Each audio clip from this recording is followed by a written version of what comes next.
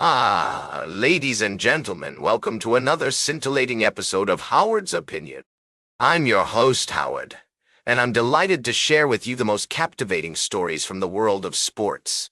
Speaking to you from the heart of the athletic universe, we're about to dive into a fascinating tale that will undoubtedly pique your interest. Tell it like it is. The 2025 MLB draft is just around the corner, and all eyes are on the talented young players who will soon be taking the leap to the professional stage. In my humble opinion, one of the most intriguing storylines revolves around Alabama baseball, which has been making waves in the collegiate scene. With a new coach at the helm, Rob Vaughn, and a slew of draft-eligible players, the Crimson Tide is poised for an exciting few days. Now let's get to know some of the key players who will be waiting with bated breath to hear their names called. Riley Quick, a right-handed pitcher, is expected to be one of the top picks, while other notable mentions include Tyler Fay, Zane Adams, and Carson Osmer. But that's not all. Alabama also has a talented group of outfielders, including Richie Bonamalo Jr., Bryce Fowler, and Cade Snell. The drama of athletic competition is always palpable during the draft season, and this year is no exception. Will Alabama baseball lose any of its 2026 signees to the draft? One player who could potentially get swept up by a major league organization is Eric Hines, a local talent from American Christian Academy. Rated a 10 by Perfect Game, Hines has already made a name for himself as an All-American, and his abilities on the mound could be a game-changer for the Crimson Tide. In my expert opinion, it's been far too long since Alabama baseball had a first-round pick, 18 years to be exact. But with players like Quick and potentially Hines in the mix, this could be the year that trend changes. And who knows? Maybe we'll even see consecutive first-round picks for the Crimson Tide in the near future. That's all for now, folks. We've just scratched the surface of this captivating story, and there's much more to explore. We'll be right back with more fascinating sports news on Howard's Opinion. Stay tuned. Welcome back to Howard's Opinion. We're diving into the world of sports, specifically baseball, where the draft season is in full swing. If you're a fan of America's favorite pastime, you know how crucial the draft can be for teams looking to rebuild or reinforce their rosters. Now, let's talk about the MLB draft and its unique system. It's what they call a slot draft, where each pick has a predetermined slot value associated with.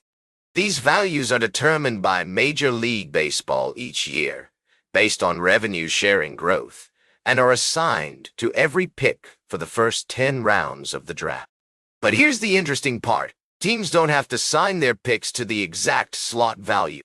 They can negotiate a deal, just like in free agency, and sign them to a lower value if they choose to do so.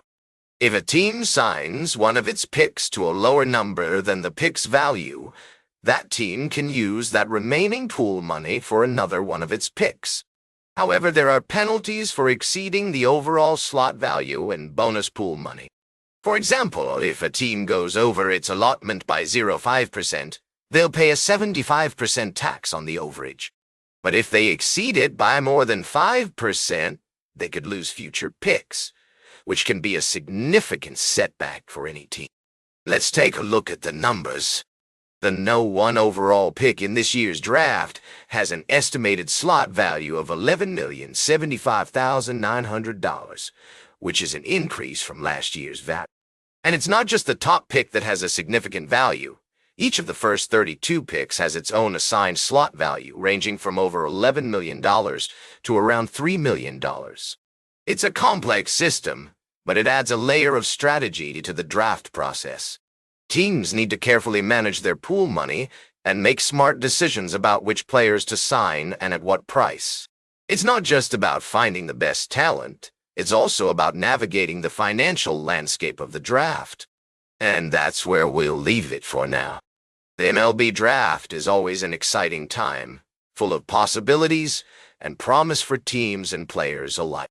Stay tuned for our final story of the day, right here on Howard's Opinion. Welcome back to the closing segment of Howard's Opinion. Speaking of opinions, we've got a plethora of sports news to dive into.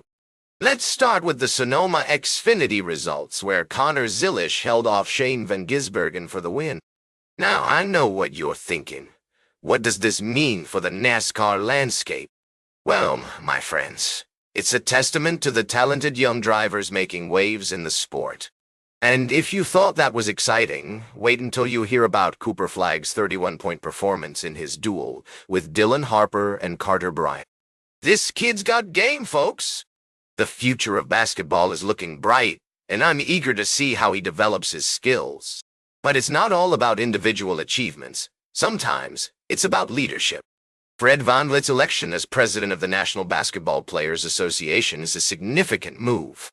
As a respected voice in the league, he'll be instrumental in shaping the players' union and advocating for their rights. Now, let's switch gears to the American Century Golf Tournament, where two players are tied for the lead, with Stephen Curry trailing by 9 points. I love seeing athletes from different sports compete in events like this. It's a great way to showcase their skills and personalities outside of their respective fields. And finally, we've got some exciting news from the baseball world. Paul Skeens will start his second straight All-Star game for the NL, while Tarik Skubal will open for the AL. These young pitchers are making a name for themselves, and I'm excited to see how they perform on the biggest stage. That's all for today's Howard's Opinion. Remember to like, share, and subscribe. And until next time, these are some of my humble thoughts. Keep it locked to this channel for more sports analysis, opinions, and discussions. Thanks for tuning in, and we'll catch you all in the next one.